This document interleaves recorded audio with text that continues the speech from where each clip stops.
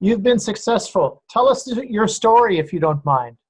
I was there for about 6.5 weeks before eventually receiving my my job offer. How many times were you shortlisted, and how many total places did you contact? I was shortlisted at 2 places before receiving my job offer. I went for the interviews with those 2 companies. Unfortunately, I was unsuccessful with both of those due to not having the sort of experience in the company's field that they were looking at. And I must have contacted probably over 100 companies before getting my job offer.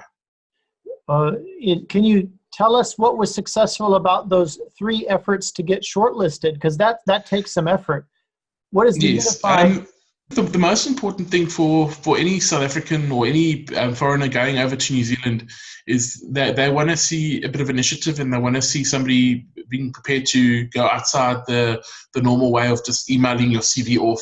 You've got to be sort of, if you're just going to email your CVs off on Seek or or Trade Me, you're not going to get anywhere. You've actually literally got to go out and actually, have contact face to face with the employers. If you're not doing that, you're stuck at the bottom of a pile of 100 CVs, and you're competing on level terms against all the New Zealanders and people with work visas, people with New Zealand work experience. So you have to go outside your comfort zone and sort of, do something a little bit different. Could you talk about your learning curve from the first 5-10 meetings and how you developed yourself in the last 5-10 meetings? How are the difference in your skills? From the assistance that I received from you, it was pretty good up front. So, but I was mainly contacting, the decision makers of the company, by telephone, forwarding my CV to them. The first 5 or 10, they would come back to me. Some would come back and say, look, unfortunately, we're not prepared to take on somebody that doesn't have, we're not prepared to sponsor somebody. We want somebody that's already here and able to work.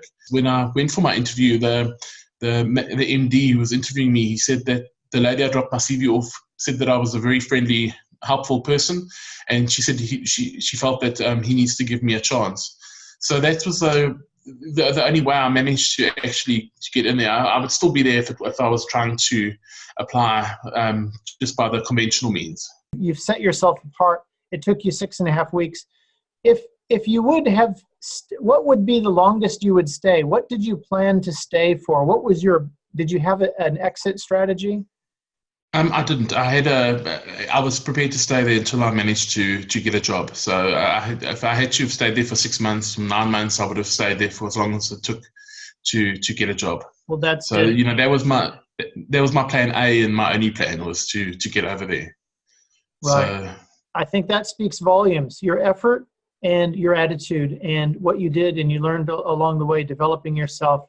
And it all came together. Finally, you met the right person at the right time. And yes,